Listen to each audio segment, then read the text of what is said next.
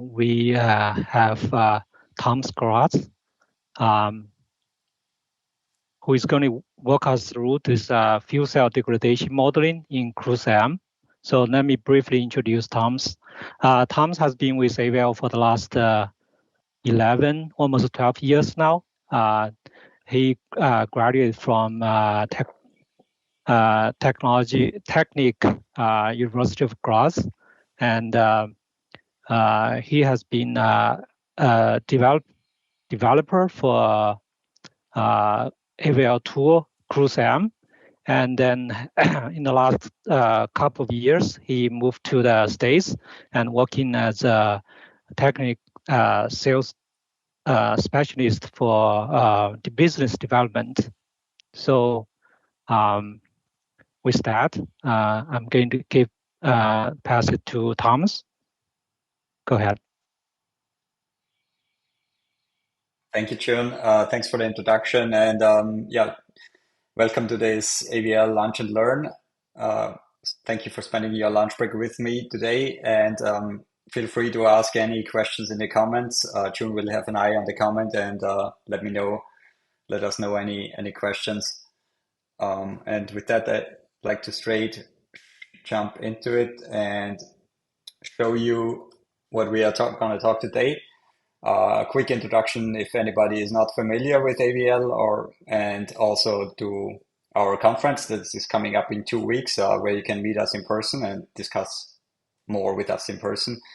And then I will jump straight into fuel cell simulation at AVL, give some overview. It's really, as Michael mentioned last week, a market-leading simulation for fuel cells and electrolyzers. And with that, I will go into the specialty topic of today, a deep dive into our degradation modeling. We will explore some of the theory in the models, and then I will wrap it up with a quick live demo in AVL CruiseM.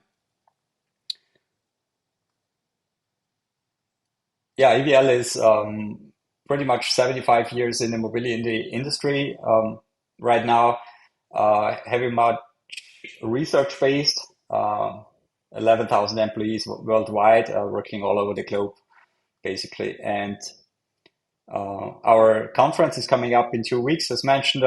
Here are some of our partners and customers that will be presenting there, and also there will be a huge expo area. You can scan the QR code to register if you're in the Michigan area, and stop by on the 2 dates. Really, anybody is welcome, students, researchers, and also especially industry experts. Now to today's Lunch and Learn. AVL has a long history in fuel cell development. Since 2002, we have 3 tech centers that prototype and develop stacks, specifically in Canada, but also in Graz in Austria, and at other locations around the world too. And based out of this long experience in fuel cell development, we also developed our own software simulation tools. And really today we talk about a fuel cell and electrolyzers, and we will be talking about AVL CruiseM and FireM as the tools. So CruiseM is our system simulation tool. It's real-time capable and figures on the system, the vehicles, and the plants. FireM is our CFD, 3D CFD tool. Whenever it comes to detailed components, we use FireM. And here's just an overview about the partners and customers and users that have utilized our tools over the years on fuel cell topics. So just a quick overview. Now for PEM fuel cell simulation, this is specifically where our degradation models are applied. We use it in a quite wide range of topics. We use it for cell and stack development. This is the 3D side, and a lot of it on the plant and system component side. So for requirements, for system concepts, but also when it comes to the more detailed integration and controls work, we use it a lot, especially also in combination with calibration and virtual testing hardware. And yeah, really today I'm focusing more on these topics. And for system simulation, is really, we use them for a lot of different tasks. So we use them for the configuration and specification of the parts, which vendors to source, how to size components, specifically the sizing of the stack, but also of the balance of plant components. We go to simulation for the thermal layout and system applications, and also then we use it to optimize the full system and as an aid for the calibration task. But one of the biggest R&D challenges really is the fuel cell performance over the lifetime. We see here a rough picture of how it degrades over lifetime. So it starts with new system, but the operational stress over the lifetime will degrade the fuel cell performance, and at some point it will be not fully operatable anymore, or even be too much to continue the vehicle safely. And it really is about finding the right designs, using the right materials and operating strategies. But the question is really, what is the right? And it always comes with a trade-off in cost, and simulation can really help here.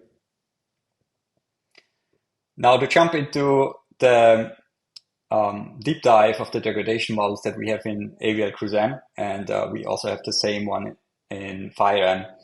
But specifically today about Cruise M, we have two components that are fundamentally different mechanisms. On the one hand, we have chemical degradation.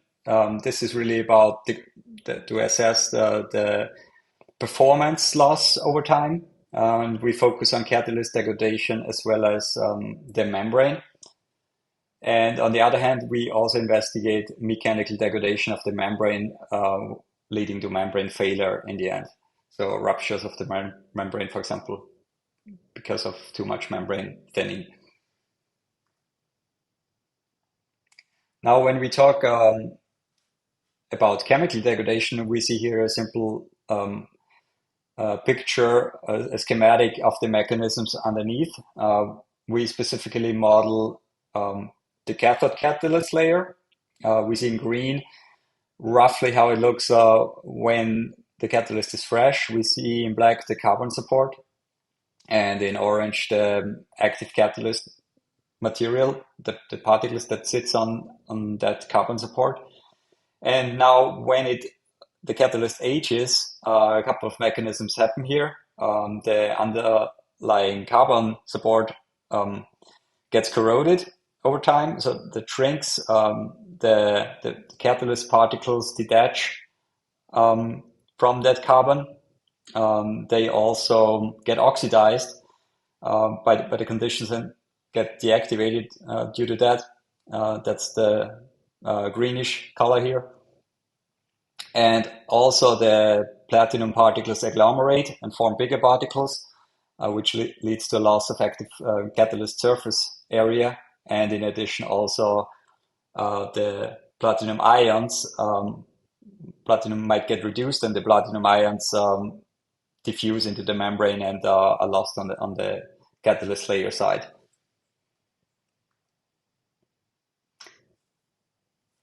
If we look how this looks over time for some results, so here we see a couple of drive cycles on the time axis right here, and we see nicely the cycles.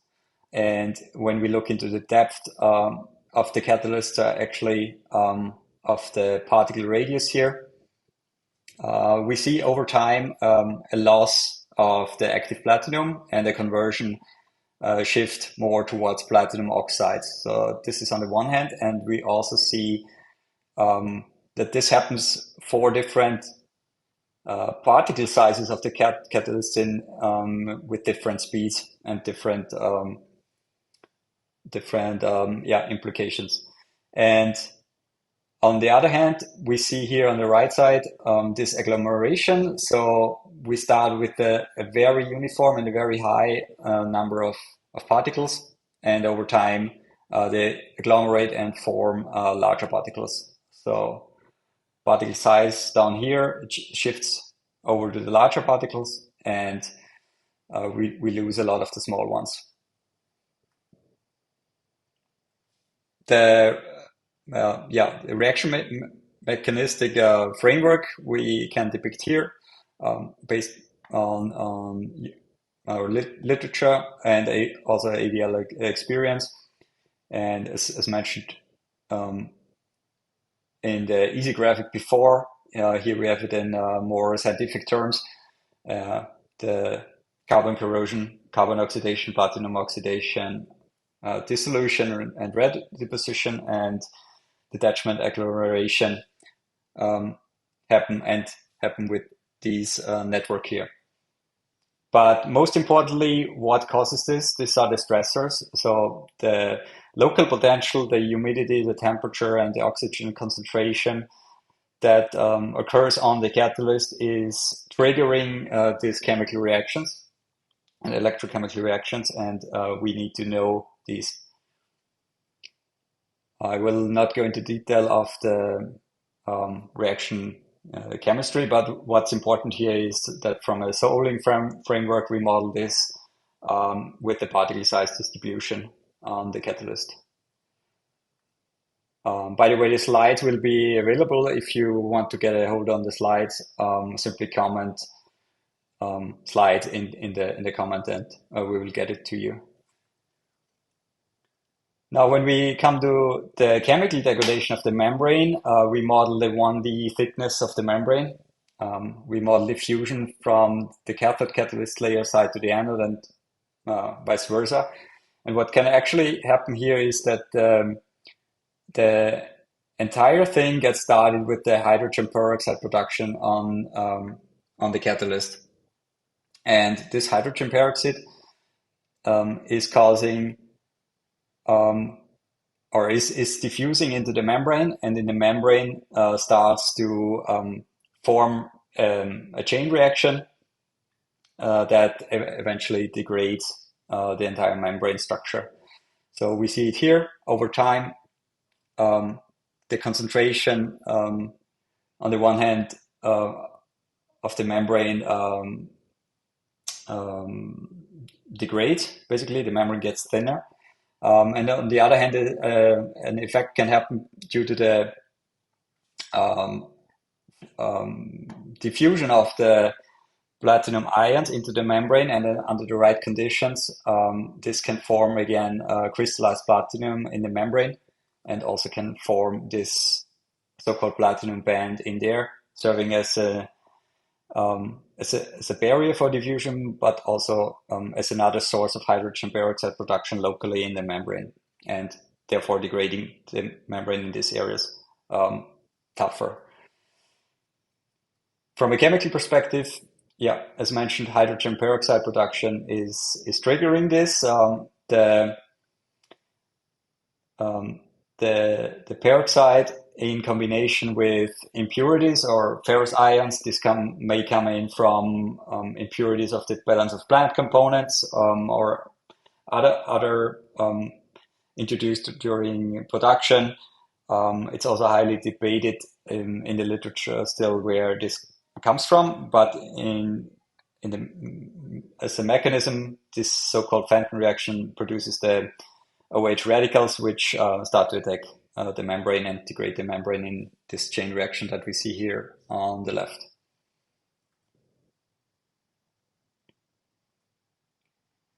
Now, when we look at our second component, the mechanical degradation, this is a lot more simple, so to say.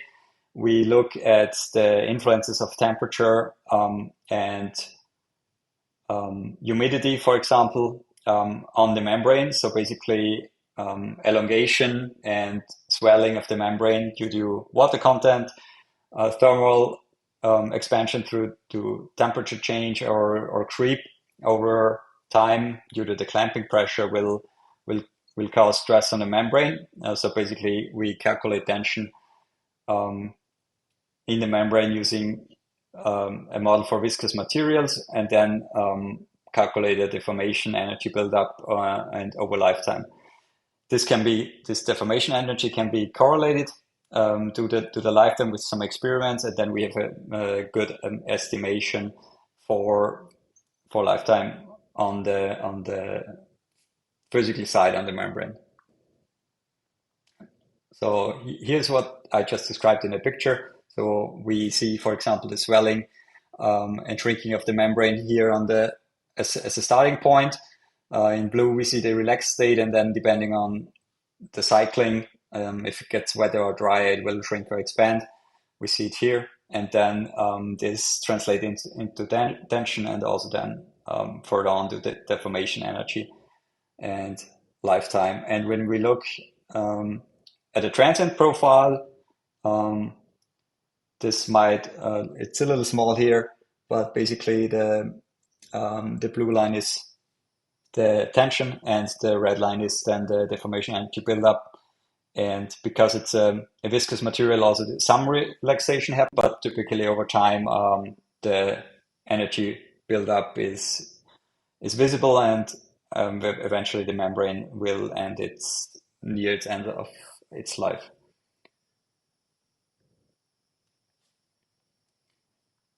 To parameterize the entire thing, or to validate it first, we validated the model based on measurements by AVL. So thanks to our engineering colleagues and also testing colleagues, we have a lot of validation data from stack development available. So in this case was a stress duration test, 5,000 cycles, and we see the polarization curve here on the left of the stack.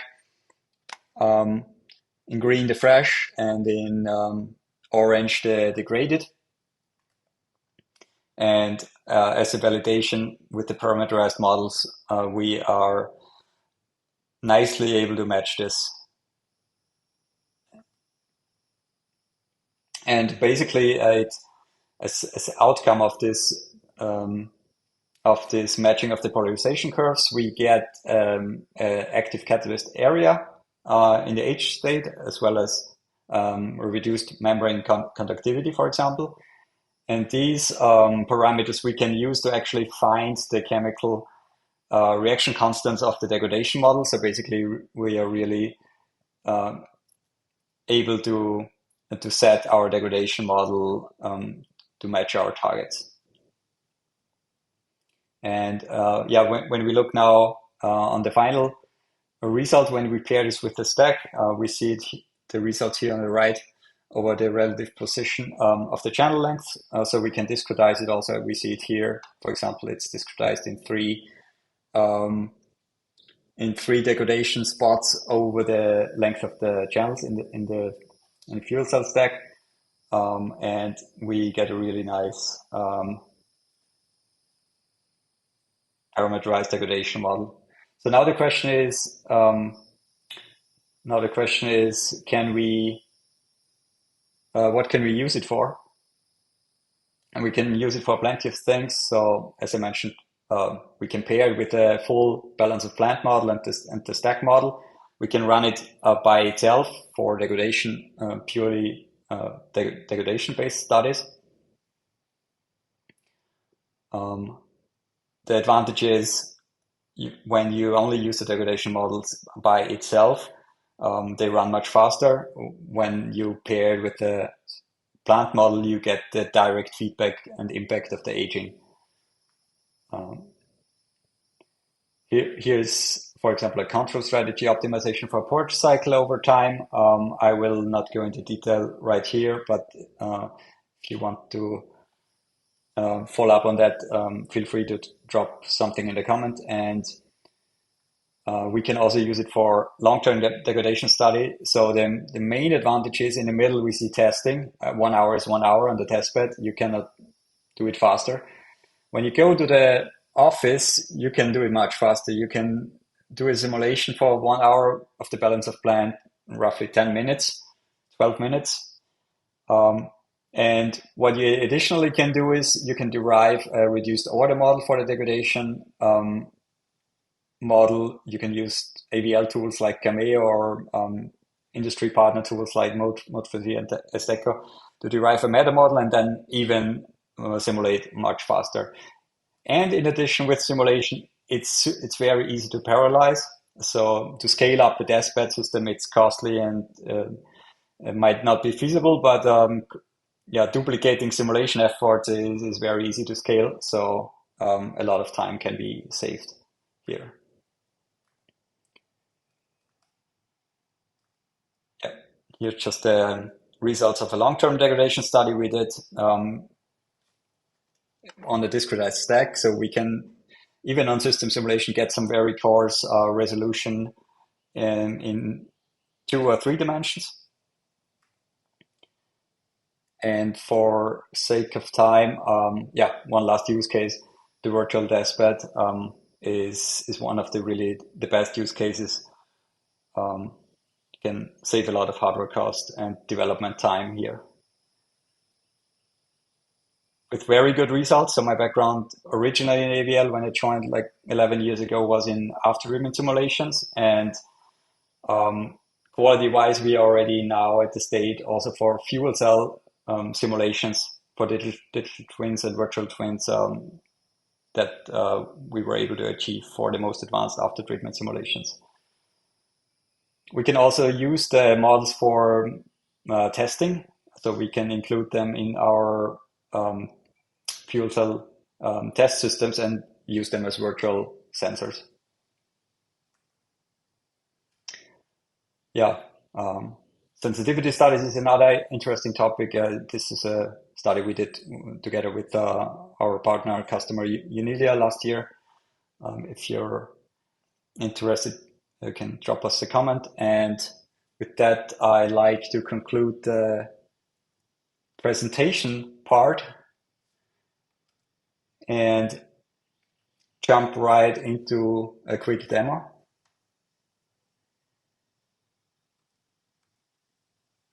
There we go. And we will do yeah, a quick simulation study on the platinum band. So what we see right here is the standalone fuel cell chemical degradation model.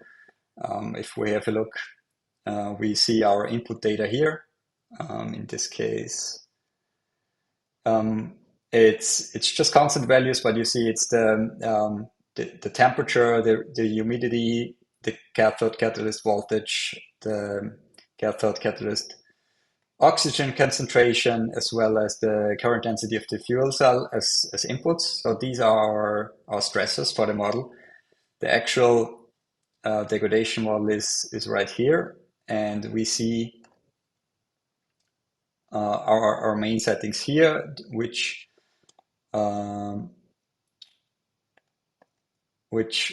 we see that the catalyst model is active, the membrane model is active. You see that some of the values here are parameterized, means we can run automatized different variations of the model, different studies. I will just switch that back. There we go. And for inputs, we just have the fuel cell properties here. In this case, some of the values are gray, which means they are using the default values. But you can see for this use case here, I increased the platinum diffusivity.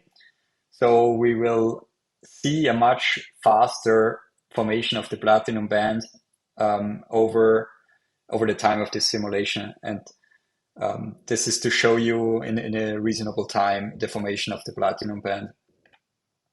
You can see the different other settings, the reactions of the catalyst degradation right here. So all of them are tunable.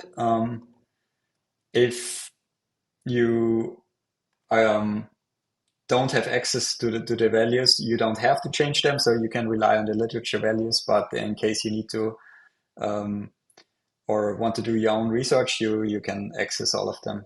And you can also set the starting conditions. And with that, I'd like to start the simulation.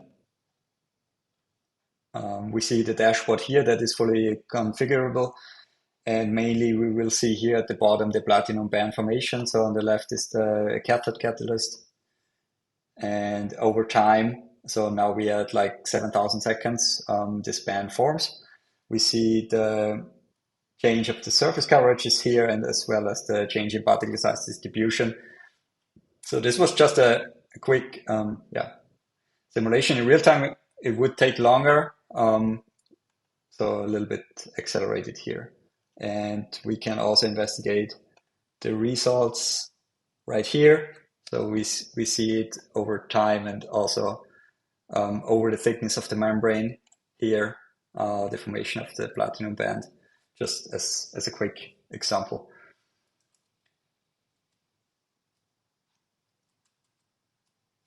Yeah, with that, I'd like to conclude today's Lunch and Learn. So we have 2 in the box. Next week, same time, is another one with the topic of e-axle design in AVL Cameo and Excites. So NVH topic, vibrations on e-axle design. And the week after, you can meet us live at the Reimagine Mobility Conference in Nova in Michigan and have further discussions. Yeah, with that, I'd like to thank you and hand it back over to June. Thank you, Thomas, for the detailed theory and the demonstration. I hope this is useful for the industry, as when we're talking about PEM fuel cell application, or we're thinking about all this long-haul trucks and marine application, train, and aviation. All these applications will require much more strict lifespan for the fuel cell system.